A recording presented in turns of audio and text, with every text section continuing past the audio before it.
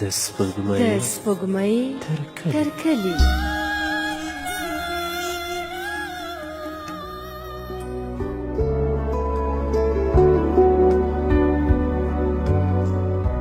د سپوږمۍ تر کلي خپرونې قدرمنو دوستانو سلامونه او وخت بخیر. په دې هیله یم چې ټول به ښه یاست.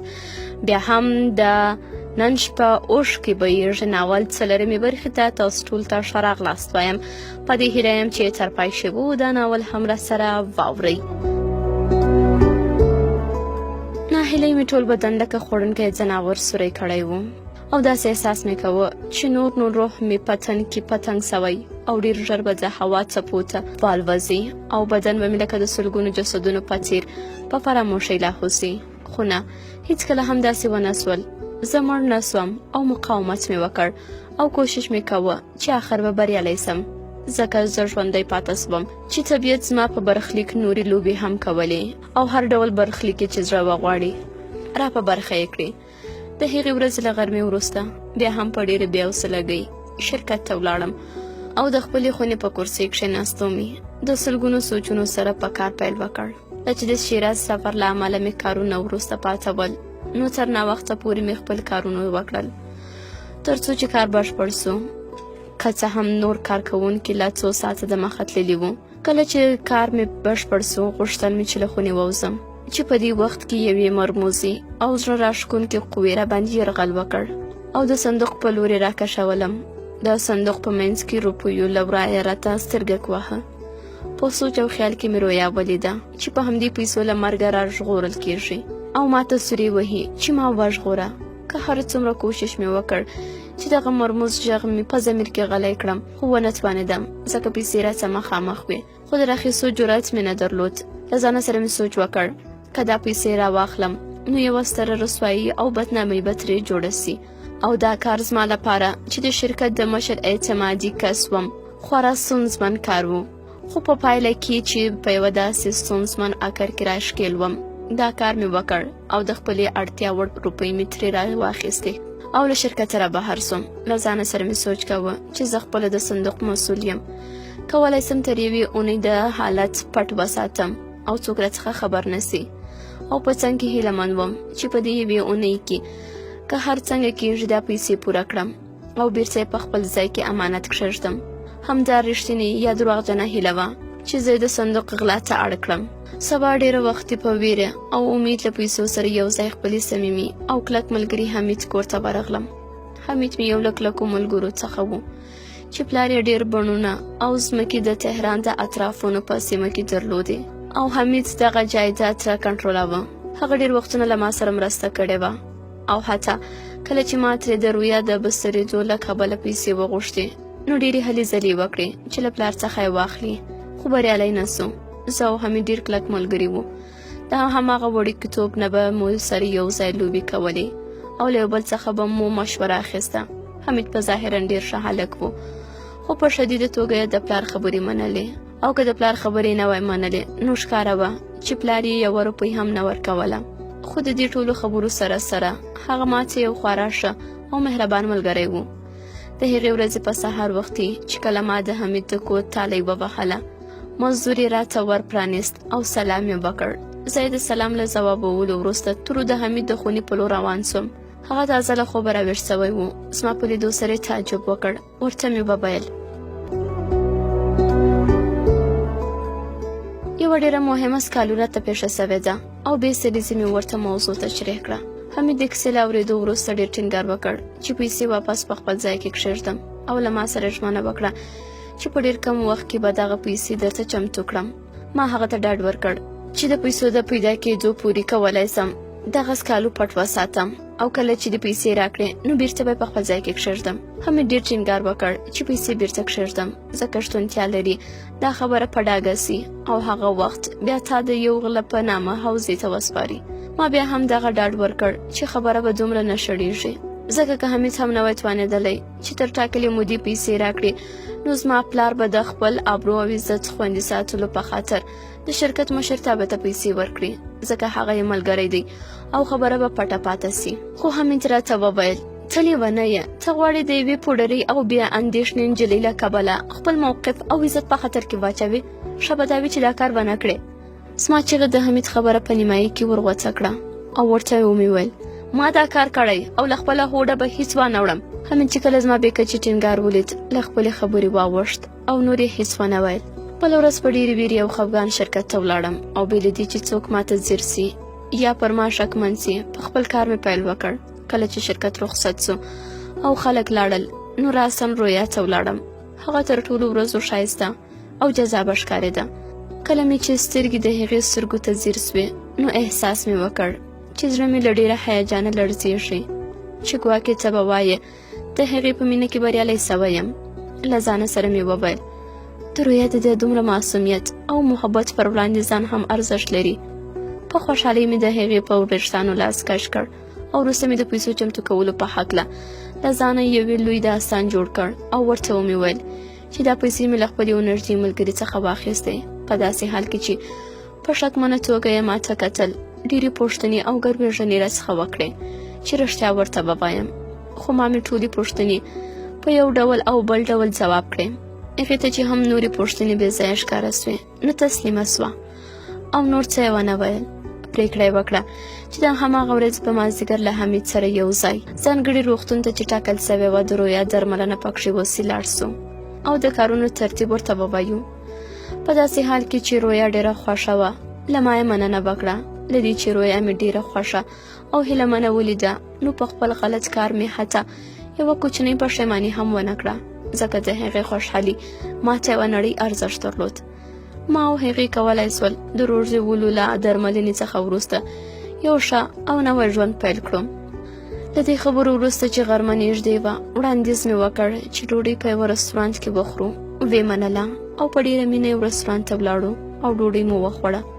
وروسته سینما ته ولاړو او بیا مې رویا کور ته ورسوله او وټاکل سوه چې رویا به وروسته له غرمې خپلې کورنۍ ته درواغ وایي چې نوموړې د خپلو ټولګیوالو سره یو ځای د یوې جمعي ګرځېدو او علمي پراکتیک په موخه د یوه اوږده وخت دپاره د هېواد بېلابېلو سیمو ته ځي او وروسته بیا باید د همدغې سینما مخې ته ودرېږي چې یو ځای په ګډه ځانګړي روغتون ته ولاړ سو. کله چې نوموړي ځای ته ورسېدم رویا تر ما د مخه راغلې وه خو د حمید لا درک نه و. په دې وخت کې د یو مات ګوډ ټکسي چې رنګ یې هم شړېدلی و د بریک وچ غږ د فضا چوپتیا وڅړله او شیبه وروسته حمید ترې راکښته سو. د رویا او حمید له ورپېژندلو وروسته درې واړه د روغتون پر لور چې په هماغه نږدې کې و روان سو. د 5-6 بجو شاوخوا موږ روغتون ته ورسېدو. د اطلاعاتو مسؤل تن موږ د انتظار خونې ته بوتلو او اړوند ډاکټر ته یې ټلیفوني اطلاع ورکړه. څو شېبې وروسته ډاکټر راغی او موږ یې خپلې خونې ته بوتلو. د ډېرو خبرو وروسته زه او ډاکټر دې پایلې ته ورسېدو چې رویا همدلته بستر کړو او وروسته مې بیا د درملنې پیسې تحویل کړې او په څنګ کې مې لږې روپۍ رویا ته هم ورکړې چې بې لګوي او په ځان تنګه تېره نه کړي. په ډاکټر مې ټینګار وکړ چې د رویا خیال وساتي. ډاکټر هم ژمنه وکړه چې تر خپله وسه به کوشش وکړي او رویا به خوشحاله وساتي او په څنګ کې به یې ډېر ژر په سیستماتیک ډول د رویا درملنه وکړي او دغه راز رویا به د تل لپاره له دې وژونکې ناروغۍ څخه وژغوري. په دې وخت کې ډاکټر موږ هغې خونې ته بوتلو چې رویا پکښې بسترېده. ډاکټر ووت او حمید هم په یوه بلمه له کوټې بهر سو. زه او رویا یوازې په خونه کې پاته سو.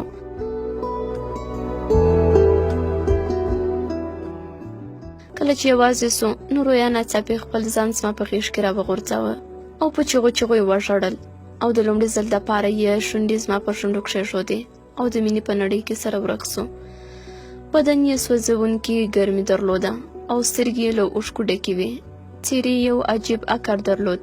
دا شیبه زما دپاره هم د نه زغملو وړ وه او داسې احساس مې وکړ چې زه هم ژړېږم. کوشش مې وکړ چې ځان په واک کې کړم خو بې اختیاره مې اوښکې تویېدې. زما اوښکې د هغې په صورت او د هغې اوښکې زما په صورت تویېدې. یو بل مو ښکلول ځکه د جدایي او بېلتون زغم مو نه درلود. ډېر وخت په همدې ډول تېر سو څو عادي عکر ته راغلو او چې کله عادي سو نو د خدای پامانۍ او د ودا وخت راورسېد. په دې وخت کې حمید هم کوټې ته راغی د دې لپاره چې ډېر په تکلیف نه سم. رویا له ما غوښتنه وکړه چې ډېر ژر له روغتونه ولاړ سم. سره د دې چې اماده نه وم روغتون پرېږدم او ولاړ سم خو د رویا ټینګار اړ کړم تر څو ورسره خدای پاماني وکړم او وروسته ترې د حمید سره یو ځای د ډاکټر له خونې راووتو. رویا زموږ د بدرګۍ د پاره د کوټې تر وره راووته او په دیوال یې تکیه وکړه او زموږ پر ګامونو کې یې سترګې ښخې کړې. کله چې دهلیز ختم سو او غوښتل مو چې له نوموړي ځایه ووځو چې د رویا غږ په دهلیز کې انګازې جوړې کړې. بهمنه زما پوښتنه ژر ژر کوه شه. نور ژړا مهلت ورنه کړ او خپلې کوټې ته ننوته. ما چې کله د وره د بندېدو غږ واورېد نو نه پوهېږم چې څه حال به مې درلود او د حمید په مرسته له روغتون څخه بهر سوم. کله چې روغتونه را بهر سو نو شپې خپلې وزرې خورې کړې وې او ستورو هم په سترګه کوهلو پیل کړی و. زما صمیمي ملګری حمید چې زما وضعیت ته ځیر سوی و ډاډ او زړورتوب یې راکوه. هغه شپه ماته ډېره سخته او دردونکې شپه وه. په داسې حال کې چې د رویا له بسترېدو څخه مې زړه راضي و خو خپل ځان مې د هغې غلا له کبله مسکین حسابه. اوس نو زه په یو خراب اګر کې وم. نه پوهېدم چې پایله به یې څنګه وي یا څنګه کېږي ځکه پلار مې دې شرکت ته ورپېژندلی وم. نه پوهېدم چې که دا خبره بربنډه سي څه به کېږي. د هغه چا لپاره چې ټول ژوند یې په ابرو عزت کې ژوند کړی و ښکاره ده چې د داسې کس دپاره غلا ښه نه ده. زه پخپله هم پوهېدم چې د یو انسان د ژغورنې لپاره مې غلا کړې ده خو دا دلیل د ټولنې دپاره د منلو وړ او معقول نه و ځکه غلا ده. که د یو انسان د ژغورنې لپاره وي او که د ژوند د تامینولو لپاره.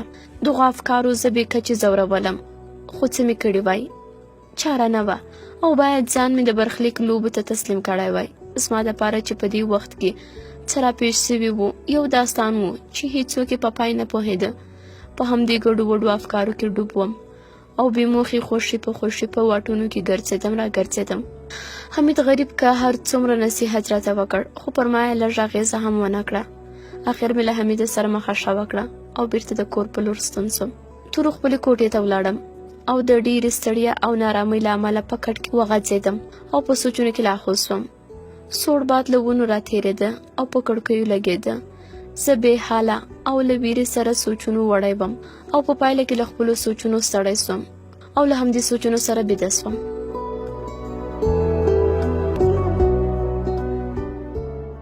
په دې ورځ لږ څه دمخه د نورو ورځو په پرتله راپاڅېدم او په ډار او ویرې شرکت ته ولاړم. کله چې شرکت ته ورسېدم او دننه سوم غیر له ساعتونکو نور څوک لا نه و راغلي. خپل دفتر ته ننوتم. بې سابقې ویرې مې زړه را محاصره کړی و. له ځانه سره مې ویل هره ګړۍ دا شتونتیا سته چې د شرکت مسؤل له اریس کالو خبر سي او ما زندان ته ولېږي. د دې سوچ له کبله چې ما به زندان ته لاس تړلی بوسي ډېر وېرېدم. هڅه لړزې هم پسې راخیستی وم خو چاره څه وه ځکه ما پخپله خپل ځان برخلیک ته سپارلی و او د برخلیک خوښه وه چې څه به یې زما په سر راړول. زه یوه داسې څپه وم چې غاړې ته په رسېدلو سره له منځه تلم او نابوده کېدم. په دې اساس ما باید څنډیستی وای چې په دې وخت کې برخلیک زما په سر لوبه پیل کړه او په دغه جواري یعنې لوبه کې برخلیک کامیاب سو. نږدې غروب و چې د شرکت یو مشر د یو مهم قرارداد لپاره زما څخه د صندوق د پیسو غوښتنه وکړه. زه ګونګ او ګنګ سوم. نه پوهېدم څه وکړم. دستي مې د حمید کور ته ټلیفون وکړ خو بیا هم له بده مرغه چې هغه نه و. یو څوک مې د پلار پسې ولېږه خو زما پلار یې پیدا نه کړ. بالاخره کومه بدبختي او رضالت چې ما پخپله په ځان اړولی و د شرکت خاوند پرې خبر سو او لکه څنګه چې نوموړی زما د پلار ملګری نو په هماغه شپه یې زما پلار شرکت ته راوغوښت او د غلا خبره یې ورته وکړه. پلار مې په ښکاره د شرکت مشر ته وویل لکه څنګه چې زه د زوی معرف یم نو پولیسو ته یې وسپارئ تر څو ورټل سي او خپله سزا وویني ځکه نوموړی غل دی او څوک چې غلا کوي باید سزا وویني ولاو که زما زوی هم وي. کوم ځواب چې زما پلار د شرکت مشر ته ورکړ نو هغه هم اجباراً زه پولیسو ته وسپارلم او زه په داسې حال کې چې د پولیسو ټولو پوښتنو ته بې ځوابه وم دوسیه یې راته جوړه کړه او د محاکمې په موخه یې زندان ته واستولم. 3 میاشتې وروسته یې زه د محاکمو په یوه محکمه کې محاکمه کړم. هغوی ټینګار کوه چې زه ورته د غلا لامل ووایم خو د خبرې له سپیناوي او حقیقت څخه مې سترګې پټولې ځکه داسې ونه سي چې خلک زما او رویا له داستانه خبر سي. په همدې دلیل د قاضي پر وړاندې غلی او بې ځوابه ودرېدم او چوپتیا مې غوره کړه. کله چې قاضي ځیر سو چې زه غلی یم او په هیڅ وجه ورته د غلا لامل نه وایم، نو مجبور سو زه 10,000 تومانه د غلا په تور په 1 کال بند محکوم کړم. مهمه نه وه چې زه د غلا په تور د 1 کال دپاره محاکمه کړم او محکوم سوم، او دې کار راته کوم اهمیت نه درلود چې زه د غلا په نامه پولیسو ته ورپېژندل سوم او تر 1 کاله به دلته بندي اوسم. بلکې زما لپاره مهمه او اړین د رویا ژغورل و چې ما د زړه له تله د هغې د ژغورلو لپاره دا کار وکړ، او د هغې د روغتیا لپاره مې دا قرباني ومنله او 1 کال زندان مې په پراخه تندي ومانه. په هر حال هغه مهال ما چوپتیا غوره کړه او دا پړه مې په ځان ومنله. که رښتیا ووایم هغه وخت اصلا زه هیڅ په خپل حال نه وم، یوازې شی چې ما ته ارزښت درلود د رویا صحت او روغتیا وه، او د همدې کبله مې هم دا پیټی په خپلو اوږو واخیست او نړۍ ته مې ځان د غله په نامه ور وپېژانده، خو خپل وجدان او ضمیر ته نه وم پړ، ځکه ما د خپلې مینې لپاره قرباني ورکړې وه او دغه قرباني مې د زړه له تله ومنله، او 1 کال زندان ته مې ټټر وواهه.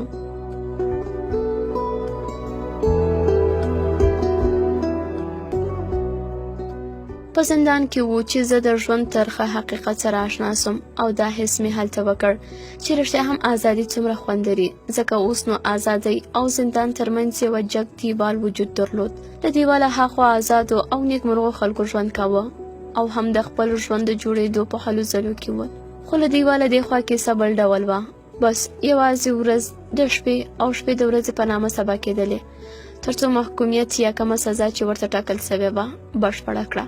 انسان په زندان کې د ځینو زندانیانو له روحیې څخه سخت په تعجب کې کېږي، چې ښه بېلګه یې هغه شمېر زندانیان دي چې د اعدام یا ابدي حبس حکم پرې صادر سوی، خدای هیڅکله خپل امید له لاسه نه ورکوي او هیڅکله د خدای له درباره نه ناهیلی کېږي.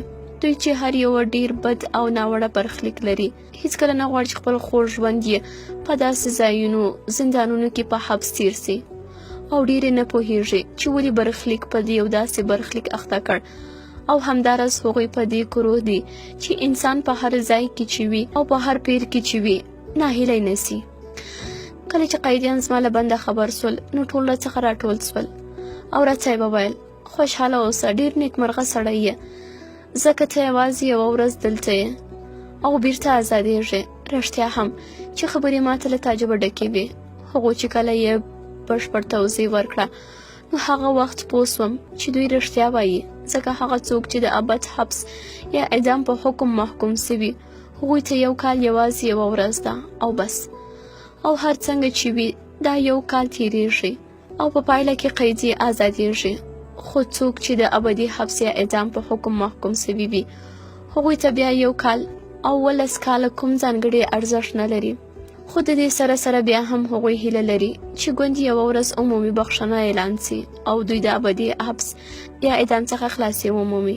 خو په خپله د طبیعي غریزې له پلوه هر انسان ته ځان خوږ دی او دې ته چمتو دی چې د زندان له دیوال تر شا هره ورځ مړ سي او بیا ژوندی سي، خو هیڅکله نه حاضرېږي چې اعدام سي. دغه ډله خلک سره د دې پوهېږي چې مرګ حتمي دی او یوه ورځ نه یوه ورځ سړی مړ کېږي، خو بیا هم بې کچې زیار کاږي چې په اسانۍ مرګ ته تسلیم نسي. د دوی پاند، د دوی مبارزه باید یوه پند او عبرت وي د هغه چا دپاره چې په خورا وړې اشتباه ځان معدوم سوی حس کوي. کله به چې ما هغوی ته د رویا په اړه خبرې ویلې او کله به مې چې خپل احساس او مینه د رویا په هکله دوی ته ویله، نو هغوی به راته ویل ناهیلی مه اوسه، مبارزه او مجاهده وکړه، موږ هم مور، پلار، خور، ورور، ښځه او بچي لرو، خو په زندان کې مو هیڅکله هغوی هیر نه کړل او هیڅکله ناهیلي نه سو. د دوی خبرو به ماته نوی ژوند رابخښه او هیلهمند کولم به یې. او کله به مې چې له ځانه سره سوچ وکړ چې زما په بندي کېدو د بل انسان ژوند له خطره بچ کېږي او له مرګه ژغورل کېږي، نو د خوشحالۍ احساس به مې کوه. رویا زما دپاره هر څه وه او د هغې له کبله زما زنداني کېدل ماته هیڅ ډول ارزښت نه درلود. ژوند په زندان کې له بهر سره غیر له محدودیت دومره توپیر نه درلود. په دې مکان کې چې په واقع کې یو ځانګړی ښار و، د جګو دیوالو تر شا یو شمېر انسانانو د خپل ژوند پاتې کېدو له کبله یوازې ژوند کاوه. زه هم د دغې انسانانو په منځ کې د یوې ښې ګانډې په هیله وم او د زندان شپې ورځې مې سبا کولې. زندان ته غیر له حمیده نور مې هیڅ خپل او ملګری پوښتنې ته رانغی او یوازې هماغه و چې زما پوښتنه یې کوله. او په څنګ کې زما او رویا ترمنځ اړیکه هم وه. ما حمید ته دنده سپارلې وه چې هر څنګه کېږي زما د بندي کېدو څخه رویا ته څه ونه وایي، او هغه هم راسره ژمنه کړې وه چې خپله پوره وسه به وکړي چې دا خبره ترې پټه وساتي او رویا ترې خبره نسي. سره د دې دومره ډاډګیرنې چې زندانیانو ماته راکولې، خو بیا هم ما ځان یوازې بې له رویا مړ ګاڼه. په ورځو به مې سوچ کاوه او په شپو به بې خوبه وم، داسې ونه سي چې رویا ما له یاده وباسي.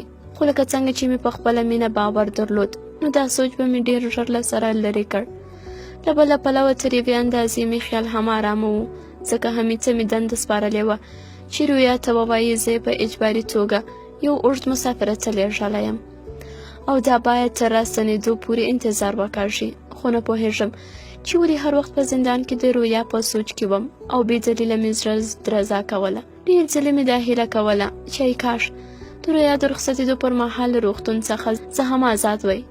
تر کوره به مې بدرګه کړې وای او یو بل به مو په غېږ کې ټینګ کړي وای او ښکل کړي به مو وای، او دغه راز ما ورته د پوډرو د څرکېدو مبارکي هم ورکړې وای. زړه مې غوښتل چې وروسته له روژداد څخه یوې نوې او سوکاله ژوند سره یو ځای پیل کړو او نیکمرغه واوسو. خو افسوس چې هیڅکله مې دا هیله ترسره نه سوه، ځکه زما له تازه 5 میاشتې په جبیل کې تېرې سوې وې چې رویا له روغتون څخه رخصت سوه. خو زما په 2 میاشتې په محاکمه او 3 میاشتې په زندان کې تېرې سوې وې، نو باید چې پاتې 7 میاشتې نورې هم په زندان کې تېرې کړې وای.